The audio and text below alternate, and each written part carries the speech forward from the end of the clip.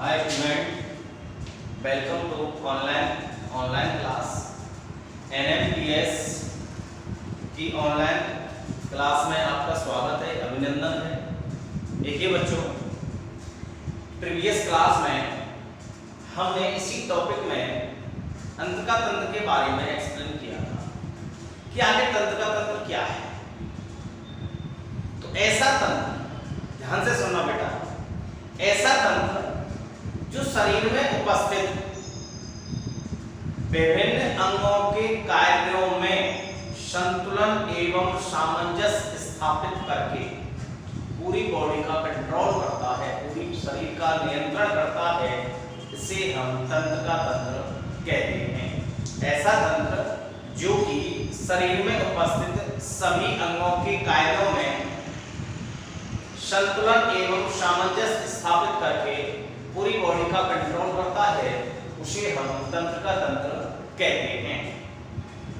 अब तंत्रिका तंत्र की जो सूक्ष्म इकाई है वह न्यूरॉन होती है, अर्थात हिंदी में तंत्रिका कोशिका कहते हैं। अर्थात हम ये कह सकते हैं कि तंत्रिका तंत्र की क्रियात्मक और संरचनात्मक इकाई न्यूरॉन कहलाती है। ये सारी चीजें हमने आपको एक्सप्लेन की थी। नेक्स्ट टॉपिक है हमारा, वो है बेटा तंत्रिका तंत्र का वर्गीकरण। नेक्स्ट टॉपिक है तंत्रिका तंत्र का वर्गीकरण। अब मानव का जो तंत्रिका तंत्र है, मानव का जो तंत्रिका तंत्र है वह निम्नलिखित भागों से मिलकर बना हुआ होता है। तंत्रिका तंत्र अर्थात इसको 3 भागों में विभाजित किया जाता है। केंद्रीय तंत्रिका तंत्र होता है,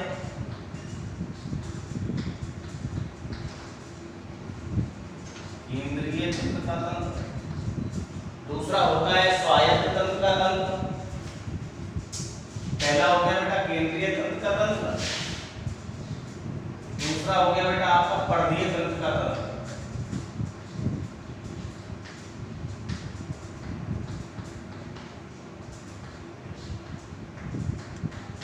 और तीसरा होता है बेटा स्वायत्त तंत्रिका तंत्र।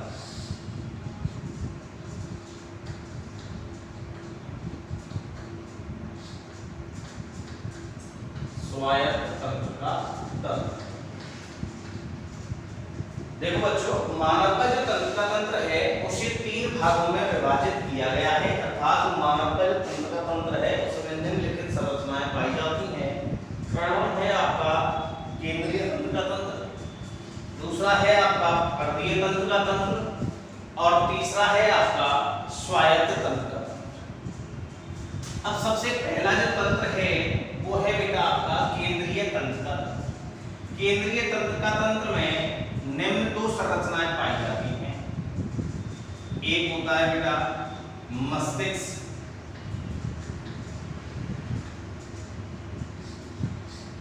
और दूसरी होती है बेटा आपकी मेरुरज्जु।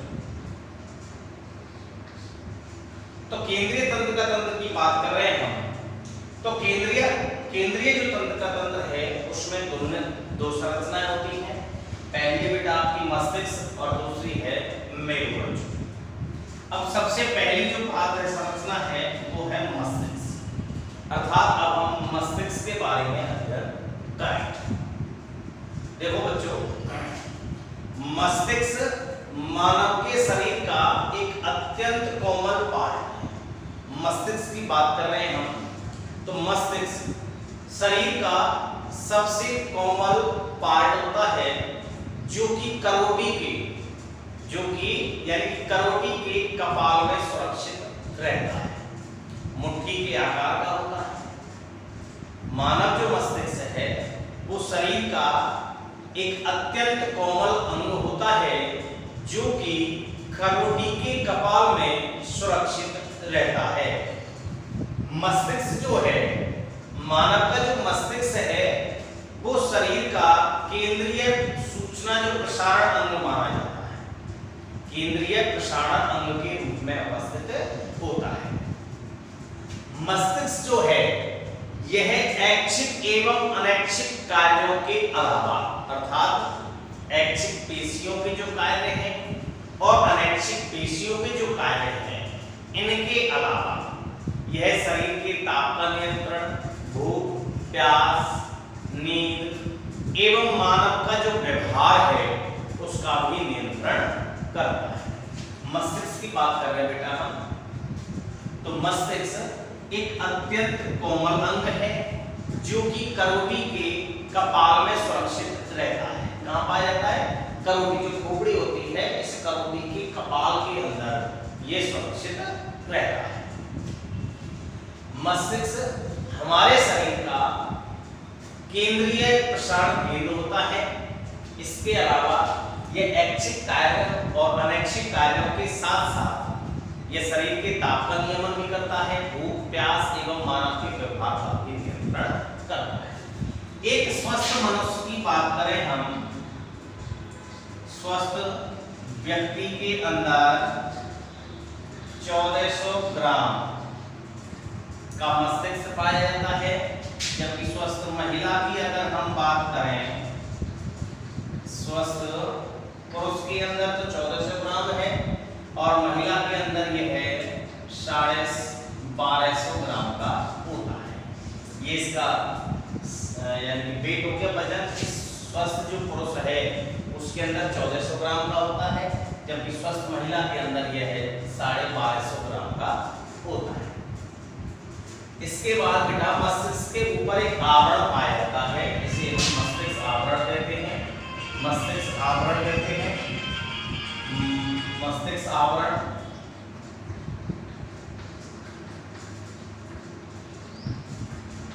मस्तिष्क आवरण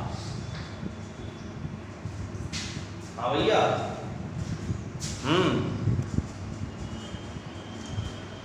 अगर हम मस्तिष्क आवरण की बात करें, इसको मस्तिष्क झिल्ली के नाम से भी जानते हैं बेटा, मस्तिष्क झिल्ली।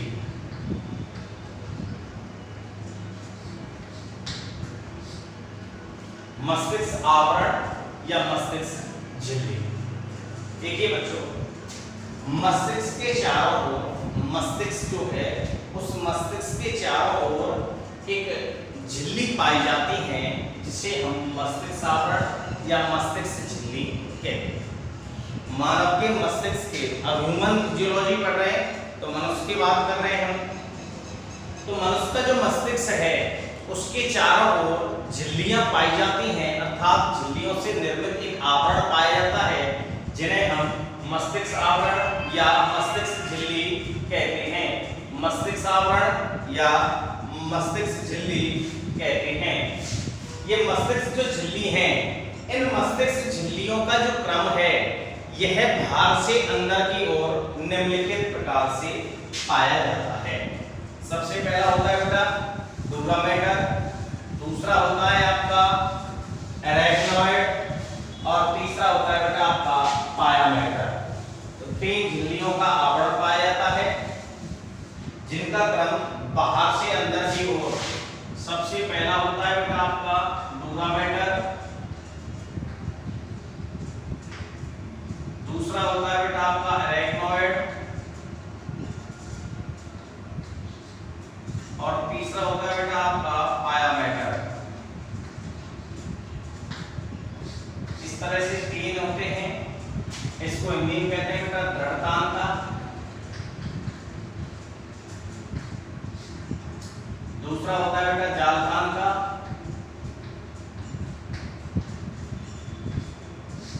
और तीसरा होता है बेटा आपका मृदुतांता। तो ये इस तरह से तीन है बेटा। सबसे बाहर डोपामेटर, उसके अंदर एराइक्नॉइड और सबसे अंदर पिया मैटर की बात कर रहे हैं हम। तो अब हम अगर इसके डायग्राम की बात करें हम, तो मस्तिष्क झिल्ली की बात कर रहे हैं बेटा हम। तो मस्तिष्क झिल्ली का अगर आवरण की बात करें हम, तो सबसे बाहर दूरा मैटर होता है,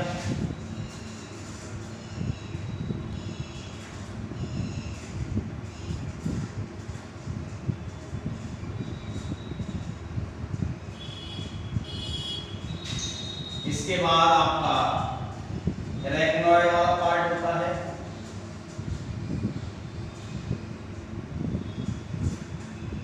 और सबसे लास्ट में आपका पिया मैटर होता है।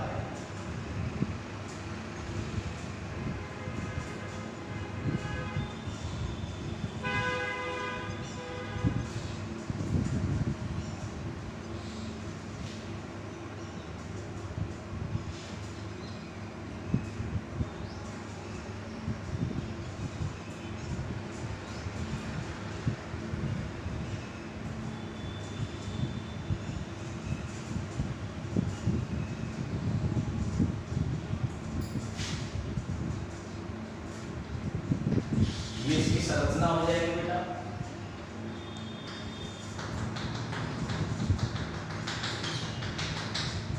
ये होते हैं बेटा आपके सिराकूटक,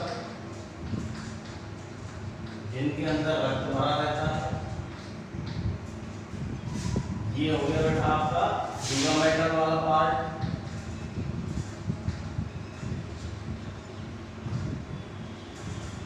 ये हो गया बेटा आपका अरेक्नॉइड। Arachnoid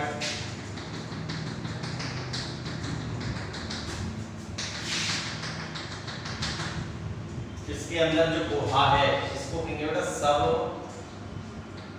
ड्यूरल cavity. इसके अंदर जो फ्लूइड पाया जाता है वो होता है सेरस, सेरस फ्लूइड। ये वाला भाग होता है पिया मैटर। ये गुहा होती है सब अरेक्नॉइड कैविटी होती है। सब अरेक्नॉइड कैविटी।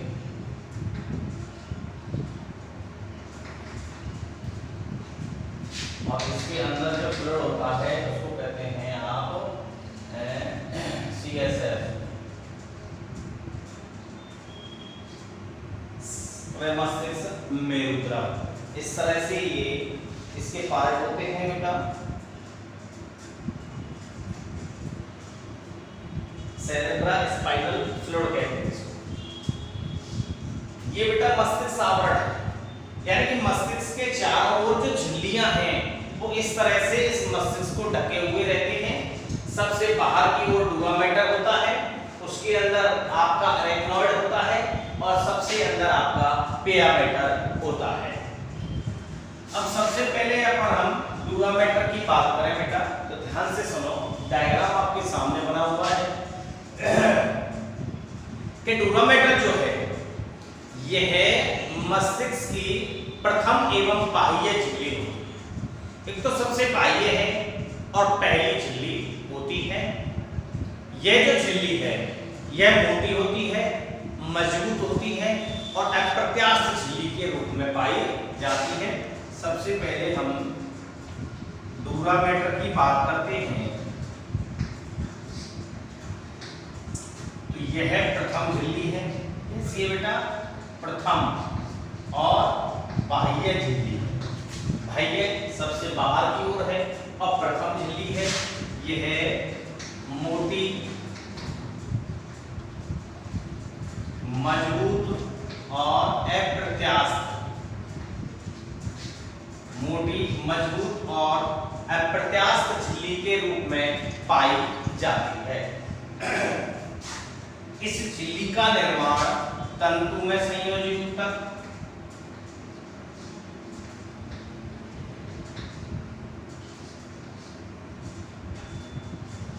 इस झिल्ली का निर्माण तंतु में संयोजित ऊतक और कोलेजन तंतुओं से होता है, और कोलेजन तंतुओं से होता है। यह जो झिल्ली है यह कपाल के ऊतकों से जुड़ी हुई होती है। देखो सबसे बाह्य तो कपाल के अंदर सुरक्षित है, तो यह कपाल के जो ऊतक हैं उनसे जुड़ी हुई रहती है। यह प्रथम एवं बाह्य झिल्ली होती है। यह मोटी, मजबूत और अप्रत्यास्थ झिल्ली के रूप में पाई जाती है। इस झिल्ली का निर्माण तंतु में संयोजी ऊतक और कोलेजन तंतुओं से होता है। यह जो झिल्ली है ये कपाल के ऊतकों के साथ जुड़ी हुई होती है और कुछ स्थानों पर सिरा कोटरों का निर्माण होती है। दूसरा जो मैटर है धड़तान का जो है यह कुछ स्थानों पर सिरा कोटरों का निर्माण करती है जिनमें रक्त भरा हुआ होता है। तो ये आपका सबसे पहले जो कौन सा पॉइंट था दूरा मैटर, ये समाप्त हो गया। एक बार फिर से लीजिए इसको कि दूरा मैटर की बात करें तो यह प्रथम एवं बाह्य झिल्ली होती है जो कि मोटी, मजबूत और अप्रत्यास्थ झिल्ली के रूप में पाई जाती है। इस झिल्ली का निर्माण तंतु में संयोजी ऊतक और कोलेजन तंतुओं से होता है। ये जो झिल्ली है यह कपाल के जो ऊतक हैं उनसे जुड़ी हुई रहती है तथा कुछ स्थानों पर ये सिरा कोटरों का निर्माण करती है जिनमें रक्त भरा हुआ होता है। दूसरा पॉइंट है बेटा आपका अरेक्नॉइड। दूसरा कौन सा है बेटा आपका अरेक्नॉइड, ये वाला।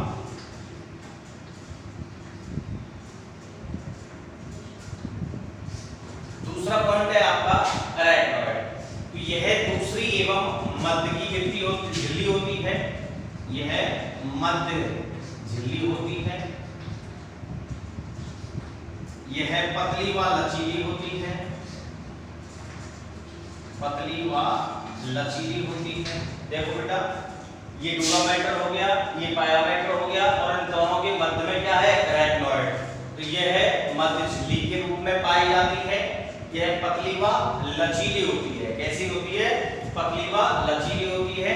यह झिल्ली केवल स्तनधारियों में पाई जाती है। स्तनधारी जंतु जो हैं उनके अंदर केवल पाई जाती है।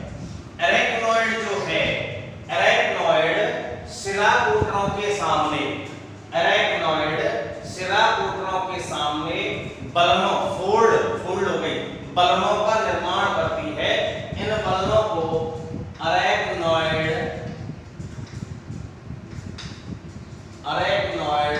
बेलाई कहते हैं। इन बलनों को जो फोल्ड्स हैं इन फोल्ड्स को अरेक्नॉइड बेलाई कहते हैं जो कि प्रेमस्टिक्स मेरु द्रव का पुनः अवशोषण का कार्य करते हैं। अरेक्नॉइड की बात कर रहे हैं बेटा, यह मध्य झिल्ली के रूप में पाई जाती है। यह पतली व लचीली होती है। यह केवल स्तनधारी जंतुओं में पाई जाती है। अरेक्नॉइड डूरा मैटर के सिरा कोटर के सामने फोल्ड्स अर्थात बलनों का निर्माण करती है। इन बलनों को हम अरेक्नॉइड बेलाई कहते हैं।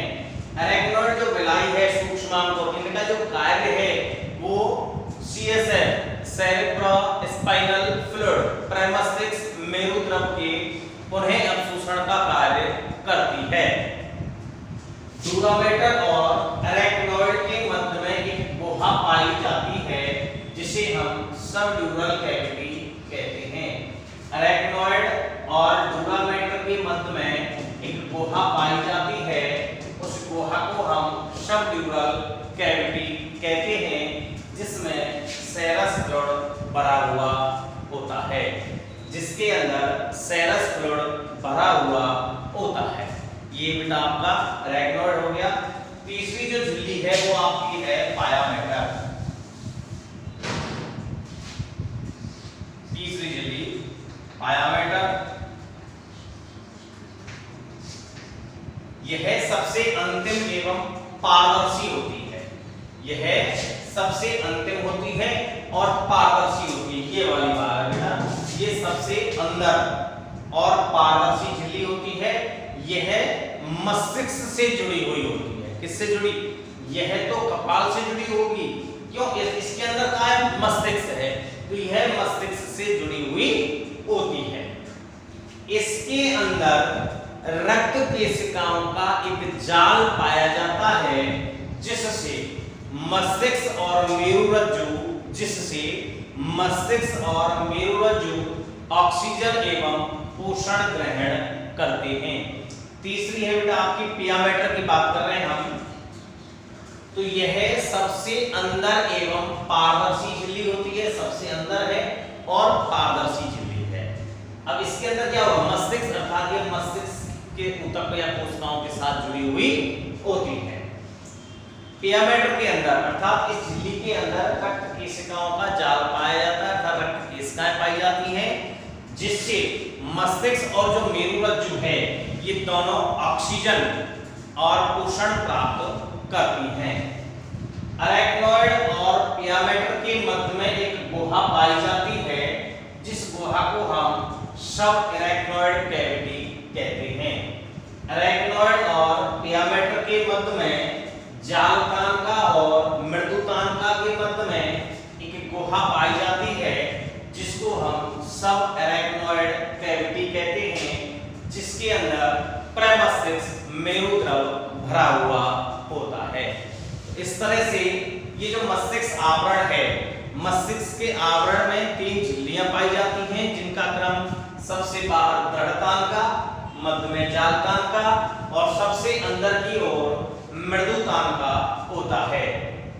ठीक है बच्चों, आपके समझ में आया होगा। इसके बाद एक बार शब्द आ रहा है बेटा CSF,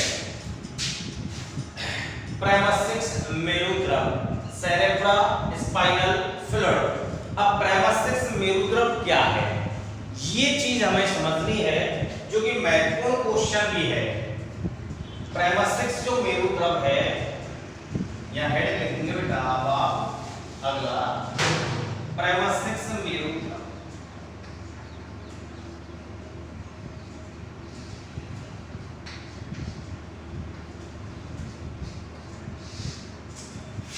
cerebrospinal fluid, CSF, cerebrospinal fluid. देखो पियामेटर कहां पाया जाता है, ये एरेक्नॉइड और पियामेटर के मध्य में। तो मैंने बताया था बेटा कि पियामेटर है सबसे अंदर और पारदर्शी है, इसमें रक्त केशिकाएं पाई जाती हैं। तो प्रमस्तिष्क मेरुद्रव को यहीं से स्टार्ट करेंगे हम कि पियामेटर में उपस्थित रक्त केशिकाओं के द्वारा, पियामेटर में जो रक्त केशिकाएं हैं उनके द्वारा एक लसिका के समान द्रव का स्रावण किया जाता है, जिसे हम प्रमस्तिष्क मेरुद्रव कहते हैं। समझ में आई कितनी गई बात? यानी कि बेटा पियामेटर जो है, जो मृदुतांका जो है, इस मृदुतांका में रक्त केशिकाएं पाई जाती हैं। इन रक्त केशिकाओं के द्वारा एक लसिका के समान द्रव का स्रावण किया जाता है, जिसे हम प्रमस्तिष्क मेरुद्रव कहते हैं। प्रमस्तिष्क मेरुद्रव में CSF में क्या क्या पाया जाएगा बेटा, प्रोटीन। बहुत महत्वपूर्ण क्वेश्चन है बेटा ये, ग्लूकोज, इसके अलावा क्लोराइड्स,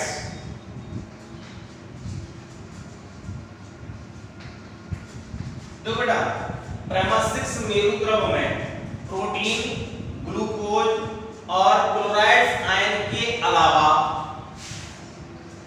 पोटेशियम, कैल्शियम, सोडियम की बाइकार्बोनेट,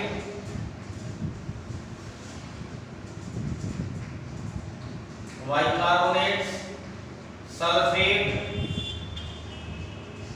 फास्फेट आयन के अलावा यूरिया, यूरिक एसिड और क्रिएटिनिन, ये पदार्थ पाए जाते हैं। प्रमस्तिष्क मेरुद्रव के अंदर प्रोटीन है, ग्लूकोज है, क्लोराइड्स हैं, इनके अलावा पोटेशियम, कैल्शियम और सोडियम के बाइकार्बोनेट, सल्फेट और फास्फेट के अलावा यूरिया, यूरिक एसिड और क्रिएटिनिन जैसे पदार्थ पाए जाते हैं। एक स्वस्थ मनुष्य की अगर हम बात करें, एक स्वस्थ मनुष्य में इसकी मात्रा 150 ml पाई जाती है। कितनी पाई जाती है बेटा? 150 ml। एक स्वस्थ जो मनुष्य है, स्वस्थ व्यक्ति है, उसके अंदर 150 ml इसकी मात्रा पाई जाती है, जो कि आगे से पीछे की ओर बहता है, आगे से पीछे की ओर बहता है। प्रमस्तिष्क जो मेरुद्रव है वह सब अरेक्नॉइड कैविटी से, अरेक्नॉइड से होते हुए दूरामेटर के सिराकोटर में पहुंच जाता है। यहां से यह पुनः रक्त में मिल जाता है। अगर हम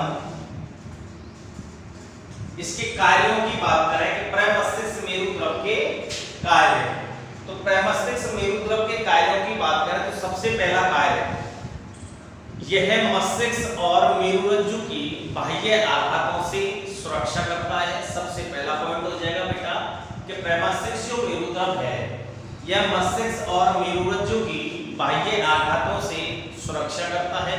दूसरा पॉइंट यह ब्रेन, मस्तिष्क और रक्त के मध्य में, यह मस्तिष्क और रक्त के मध्य में विभिन्न पदार्थों के आदान प्रदान हेतु एक माध्यम बनाता है।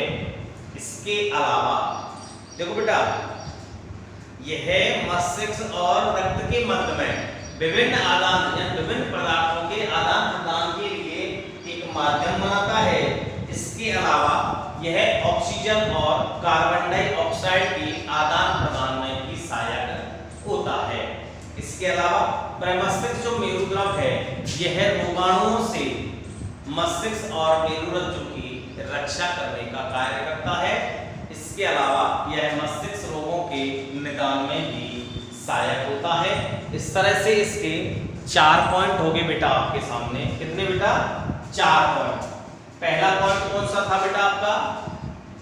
कि यह जो प्रमस्तिष्क मेरुद्रव है, यह प्रमस्तिष्क मेरुद्रव मस्तिष्क और मेरुरज्जु की बाह्य आघातों से सुरक्षा करने का कार्य करता है। दूसरा, यह मस्तिष्क और रक्त के मध्य में विभिन्न पदार्थों के आदान प्रदान के लिए एक माध्यम बनाता है और ऑक्सीजन और कार्बन डाइऑक्साइड के आदान प्रदान में भी सहायक होता है। अगला पॉइंट, यह रोगाणुओं से, हानिकारक जो रोगाणु हैं उनसे मस्तिष्क और मेरुरज्जु की सुरक्षा करता है, अर्थात उनको इन्फेक्टेड यानी संक्रमित नहीं होने देता है। इसके अलावा मस्तिष्क रोग जो हैं उनके निदान में भी प्रमस्तिष्क मेरुद्रव का अहम योगदान है, अहम भूमिका होती है। तो इस तरह से बेटा ये आपके सामने मस्तिष्क जो झिल्लियां हैं और उसके अंदर जो प्रमस्तिष्क मेरुद्रव पाया जाता है इसके बारे में मैंने आपको बताया है। आई होप आपकी समझ में आया होगा।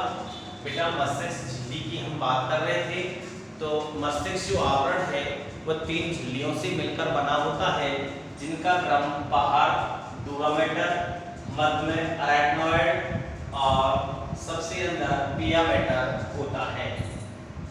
दूरामेटर सबसे बाह्य है, इसमें सिराकोटर पाए जाते हैं जिनमें रक्त भरा हुआ होता है। मोटी होगी, मजबूत होगी और अप्रत्यास्थ झिल्ली के रूप में पाई जाती है। इस झिल्ली का अगर निर्माण की बात करें हम, तो इस झिल्ली का निर्माण तंतु में संयोजी ऊतक और कोलेजन तंतुओं से होता है। दूसरा था बेटा आपका अरेक्नॉइड, यह मध्य में स्थित झिल्ली होती है जो कि पतली व लचीली होती है। यह केवल स्तनधारी प्राणियों में पाई जाती है।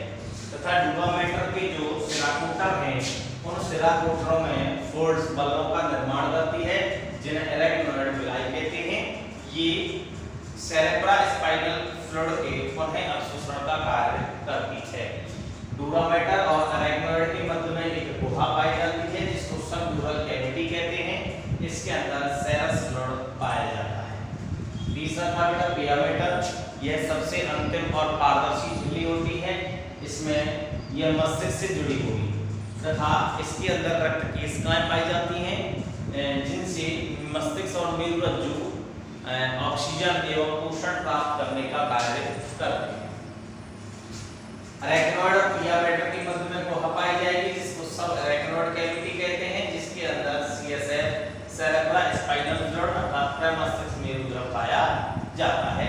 और प्रमस्तिष्क मेरुद्रव के बारे में मैंने आपको बताया ही है बेटा कि पिया मैटर में रक्त केशिकाओं के द्वारा एक लसिका के समान द्रव स्रावित किया जाता है जिसे हम सीएसएफ कहते हैं। सीएसएफ में प्रोटीन, ग्लूकोज और क्लोराइड्स आयन के अलावा पोटेशियम, सोडियम और कैल्शियम के बाइकार्बोनेट्स, सल्फेट और फास्फेट तथा यूरिया, यूरिक अम्ल और क्रिएटिनिन पदार्थ पाए जाते हैं। एक स्वस्थ मनुष्य के अंदर इसकी जो मात्रा है वह 150 ml पाई जाती है जो कि आगे से पीछे की ओर बहता है। अगर प्रमस्तिष्क मेरुद्रव की बात करें तो यह सब अरेक्नॉइड कैविटी से होता हुआ अरेक्नॉइड में पहुंच जाता है। अरेक्नॉइड से यह पिया मैटर के सतह कोठों से होता हुआ वापस रक्त में पहुंच जाता है। ठीक है बेटा। अब एक रोग है बेटा मस्तिष्क से संबंधित, मस्तिष्क आवरण शोथ। रोग का नाम है बेटा मस्तिष्क आवरण शोथ या इसको मेनिंजाइटिस कहते हैं बेटा।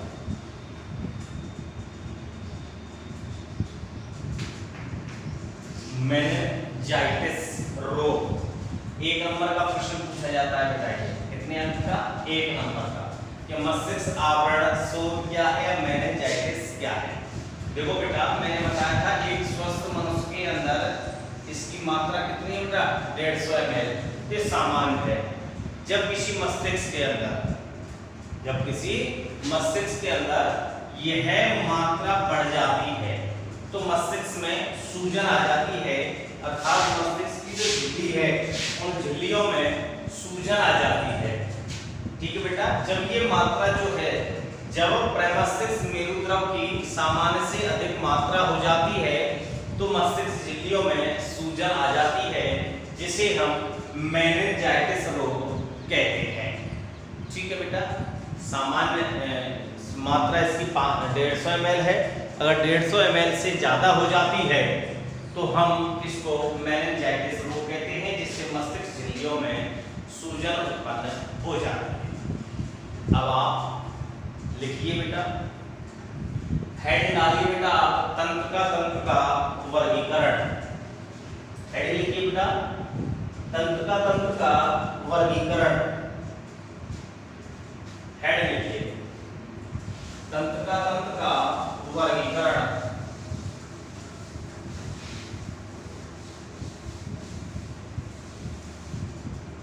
हेडिंग लिख लो बेटा। नोट्स अपनी कॉपी उठाइए, पेन उठाइए और नोट्स बनाइए। हेडिंग लिखिए तंत्र का वर्गीकरण। मानव का तंत्र का तंत्र, मानव का तंत्र का तंत्र, मानव का तंत्र का तंत्र निम्न भागों से, मानव का तंत्र का तंत्र निम्न भागों से मिलकर बना होता है। निम्न भागों से मिलकर बना होता है। सबसे पहला लिख लीजिए बेटा आप। सबसे पहला केंद्रीय तंत्र का तंत्र। सबसे पहला केंद्रीय तंत्र का तंत्र।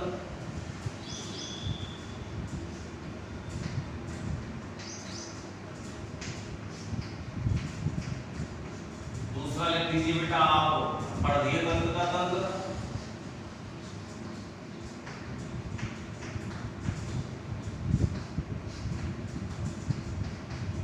और तीसरा लिख लीजिए बेटा स्वायत्त तंत्र का तंत्र।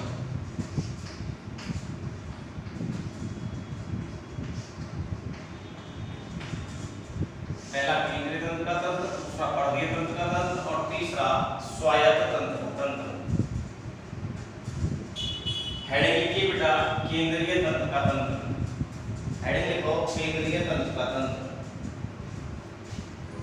Central nervous system, central nervous system English में कहते हैं बेटा इसको। लिखिए बेटा, केंद्रीय तंत्र का निर्माण, केंद्रीय तंत्र का निर्माण निम्न दो संरचनाओं से होता है। केंद्रीय तंत्र का निर्माण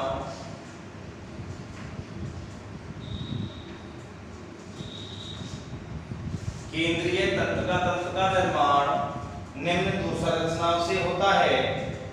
नंबर 1 हेडिंग लिखिए बेटा आप, मस्तिष्क। नंबर 1 हेडिंग लिख लीजिए आप, मस्तिष्क।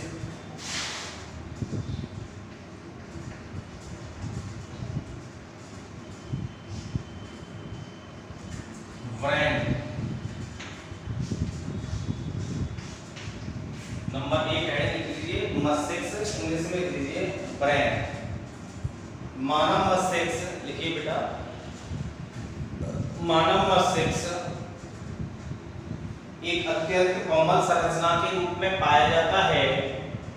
मानव मस्तिष्क एक अत्यंत कोमल संरचना के रूप में पाया जाता है, जो कि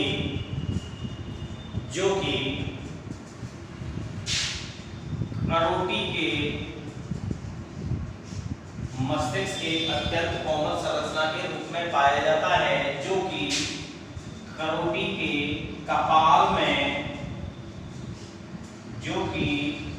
के कपाल में सुरक्षित रहता है,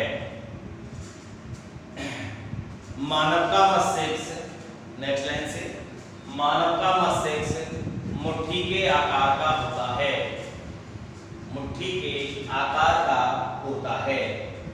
नेक्स्ट लाइन से लिखनी बेटा, मस्तिष्क। नेक्स्ट लाइन से लिखो, मस्तिष्क हमारे शरीर का केंद्रीय सूचना प्रसारण अंग है। मस्तिष्क हमारे शरीर का केंद्रीय सूचना प्रसारण अंग है, जो कि ऐच्छिक एवं अनैच्छिक कार्यों,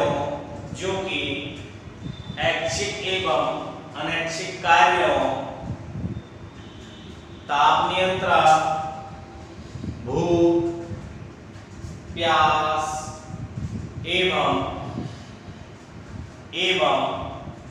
मानव व्यवहार का नियंत्रण करता है। मानव मस्तिष्क हमारे शरीर का केंद्रीय सूचना प्रसारण अंग है, जो ऐच्छिक एवं अनैच्छिक कार्यों, ताप नियंत्रण, भूख, प्यास एवं मानव व्यवहार का नियंत्रण करता है। नेक्स्ट लाइन से एक लाइन लिख दीजिए, एक वयस्क पुरुष का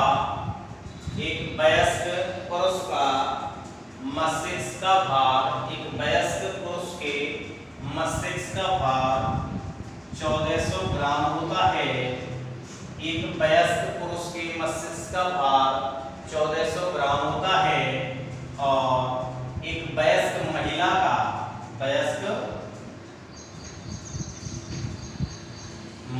के मस्तिष्क का भार 1250 ग्राम होता है।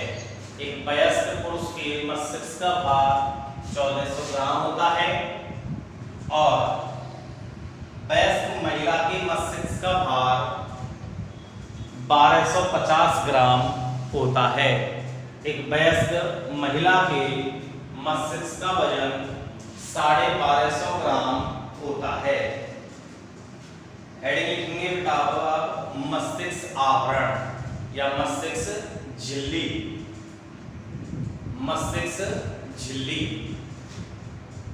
हेडिंग मस्तिष्क झिल्ली। नेक्स्ट हेडिंग लिख लीजिए आप, मस्तिष्क झिल्ली।